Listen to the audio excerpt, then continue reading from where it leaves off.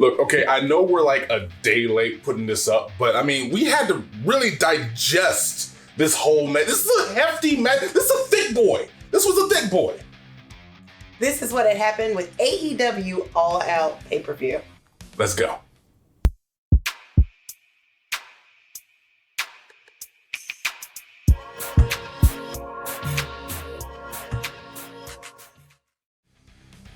What's really good, guys? It's your boy, Spotted Menace, aka D-Man.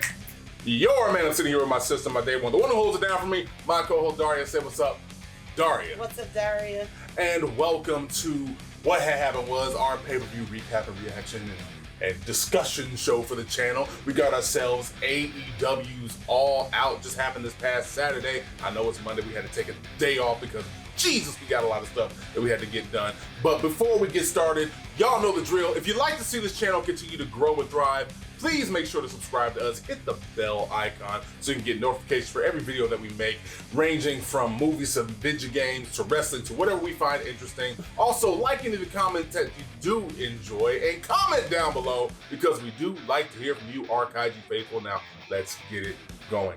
AEW All Out. This was a thick one. We had first of all, we had a great night watching this with our Discord call. And once again, head on over to our Patreon so we can drop you the link to our little Discord channel so you can join in on all the discussions and stuff. But we had a nice little call. Enjoyed the whole night. Enjoyed the whole pay-per-view, I'd like to say.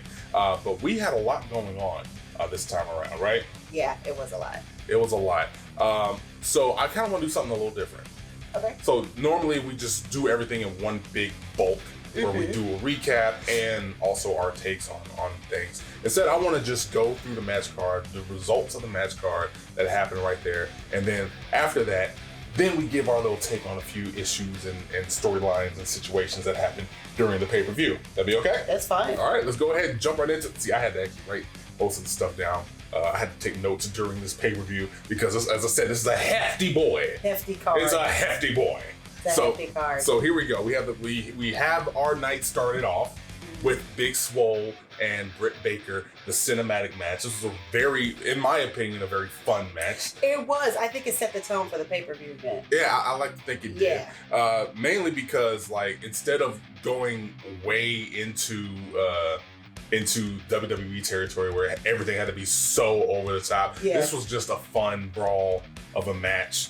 Also, Big Swole calling somebody a hoe. This always makes me smile. Always. Always. But Big Swole gets the win over Britt Baker by putting laughing gas on her and having first she injected Novocaine in her leg and then put laughing gas on her. Like that was more Britt Baker's fault. She tried to use it on her. First of all, she tried to use a Black & Decker drill on old girl. She did. Like an actual drill on her. And then she pulls out the Novocaine, gets herself injected. Yeah. Britt could not get over on nothing now. But that was I thought that was a fun match. We followed that up with the Young Bucks going up against Jurassic Express. This was also another fun match, another enjoyable match. We had said, or you said that you got the Young Bucks. I wanted Jurassic Express to get the win on this one. Yep, and Jurassic won. No, Jurassic didn't win. Young Bucks got the win. Oh, the Young Bucks won. Yeah, the Young Bucks got the win on this one. Okay.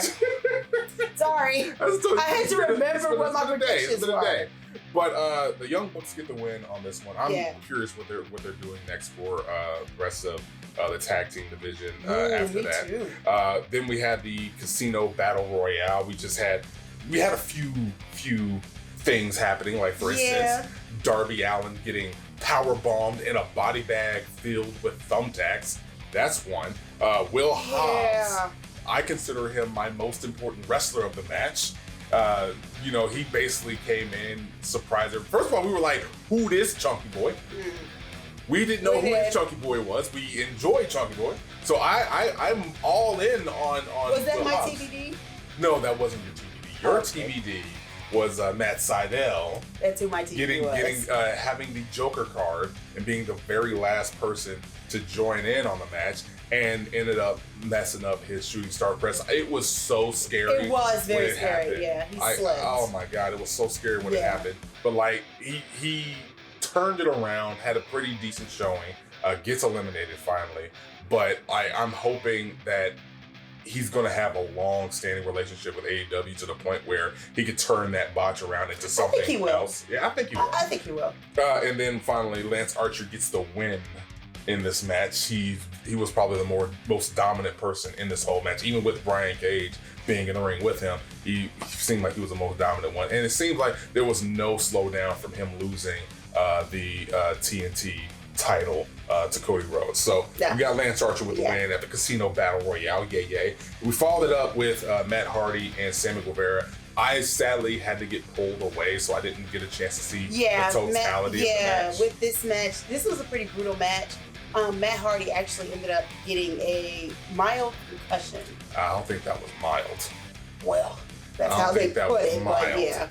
I'm gonna have to agree, but I guess they didn't want it to sound so horrific. So no, he got a mild concussion. Did not look like that. Did not look like it at all. When the match was going on, but yes, it was. Yeah. But Matt Hardy gets the win on Sammy Guevara. Matt Hardy got the win. Via count out. It was a 10 count. Yes. So yay. Hey, so he didn't have to climb down. No, he didn't. For that, so that was good. We get Hikaru Shida versus Thunder Rosa. I picked Thunder Rosa. You picked Thunder Rosa. We're wrong on this one right here. We both were wrong. We were wrong on this one right Kushida here because Hiroki Shida retains the title, and again, another very good match. I love the ring here. God, yes. I want to see more of Thunder Rosa because she was. Me too. I hope they make it like a thing between her and Hiro Kushida. I really do. Yeah, I'm all, as I said, I'm all in on a lot of these wrestlers that are involved in this whole thing. For instance, as I said, Thunder Rosa. I need to see more of her. Then we followed up with the 8-man tag match. Again, I said Dark Order had to. You actually got this one right because you chose the Nightmares and Matt Cardona. Yeah, all of them. It was a bunch of people. It was a bunch. But the Dark Order loses. Brody Lee gets mad at Colt Cabana at the end. I don't know what's going to happen with the Dark Order. We got to figure that out moving forward because I said Dark Order needs to get the win so they can maintain some credibility. Yeah, they kind of needed this win, but that didn't happen. Hey, maybe they got another story. Maybe that's not their story. Maybe they get something else. Okay. We jump ahead to the Tag Team Championship match. FTR versus Kenny Omega and Adam Page. Some miscommunication happens. FTR gets the win, and Kenny leaves a very let's say punch drunk Adam Page in the middle of the ring because he's storming off. Yeah. So this is a little bit of interesting storytelling because he could have, and some people may think that he should have attacked Adam Page because he had. I thought it was a chair. It turned out to be like a TV table tray. Yeah, it was. It was a TV table tray. But like he's holding this TV table tray, ready to beat the crap out of Adam Page, and instead he's like, "Nah, I'm done. I'm done." So we don't know what's going to go on with the Elite. The Young Bucks get, they have their win. Kenny Omega loses his title. So what happens with that relationship? Don't know. He stormed off. Yeah. We'll find out Wednesday. Yeah, we're gonna find out hopefully find out Wednesday.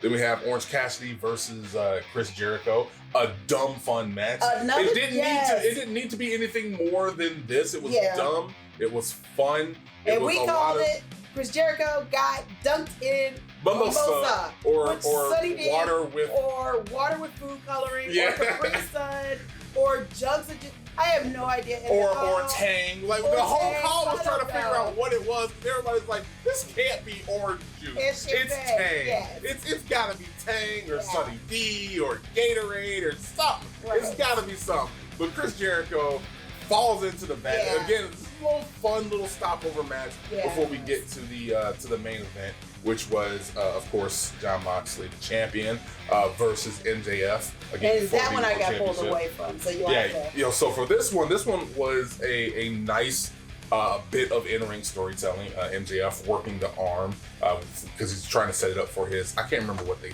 said it was called. What he called his Fujiwara armbar, but he's going for his Fujiwara armbar. So he's working the arm the whole match, and Moxley is just trying to keep it outside the ring, trying to keep it, make it a brawl instead. Yeah.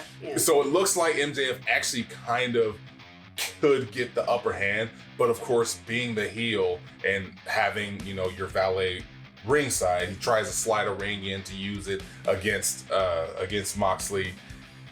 Fails because like he's trying to pick it up. The ref is turned around and he hits him with the paradigm shift, which is completely banned because if he uses it, he's disqualified. Oh, but right. he uses the paradigm shift to get the win while the ref's back is turned. So it's a wonder if MJF is going to be more angry at Wardlow or if he's going to go on a crusade to say, yo, he technically cheated. Look at the footage. I want my rematch. So I don't know where that's going to go, but I'm curious about that. I think it's going to probably go both ways. Yeah, it could go both ways. And they don't have to be mutually exclusive. Yeah. They can go both ways. But that's how the match card went for AEW All Out. Now, I wanted to talk about Matt Hardy. Now, while I wasn't there for the bump, I came back just in time to see the results of it. And I'm talking stumbling around, swinging at air, just could not stand up. And it's one of those situations where I don't know what the right answer is for the question, what do you do in this situation? It's like, what do you do when your performer is obviously concussed, but they still want to keep going? Now, in other professional sports, it doesn't matter. They have no choice. You end it right there. But the difference is, like, this is all storytelling. This is all like acting and how do you go through that situation? Like, honestly, I think, you should find a way to just make it quick and run it through. Like, have the ref pop in and go, okay, you obviously aren't able to finish this, so let's change it up, on the fly. Like just kick, like hit Sammy Guevara with a twist of fate out of nowhere, pin him, and then we can get you some help as quick as possible, or something. But I don't know how you handle the situation. But you definitely, this is a bad situation for Matt Hardy, for his family, for the Khans and AEW in general. But I don't know what you do, right? So what would you do? I don't know in this situation. You don't know? No. Yeah, so it's kind of hard to tell. Yeah, it is incredibly hard to tell. But like this is I don't know what happens moving forward. This did put the whole pay-per-view in a very bad light in my opinion. And that was really the only major thing that I really wanted to talk about for this, because like everything else kind of fails in comparison. But in terms of all that went down, how would you grade this? Oh God, I would give this an A-. Oh, you give it an A-? Yeah. That was quick, man. Yeah. All right. What was your favorite match of the night? Britt and Big Swole. So from the start, you were like, "Yo, this is it," and everything else is set off. Okay. Yep. Because of the way that the Matt Hardy situation was handled, I gotta go a grade lower. I gotta go B- for that.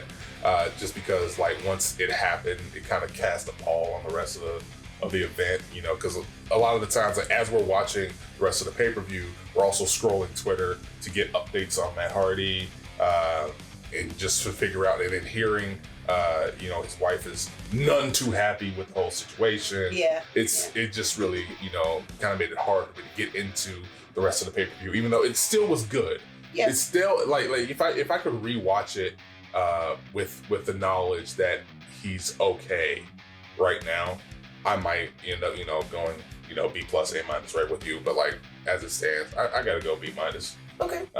With that. But that's how AEW All Out went. Let us know down in the comments below what you thought about the event. What was your favorite match of the night, and what do you think is the big storyline going to go moving forward into AEW Dynamite this Wednesday? Because again, we do like to hear from you, our Kaiju people. Also, head on over to patreon.com/HEELKAIJU, where we can give you some exclusive shows, some chances to win some new merchandise, and also get some updates on the site, the store, and the channel.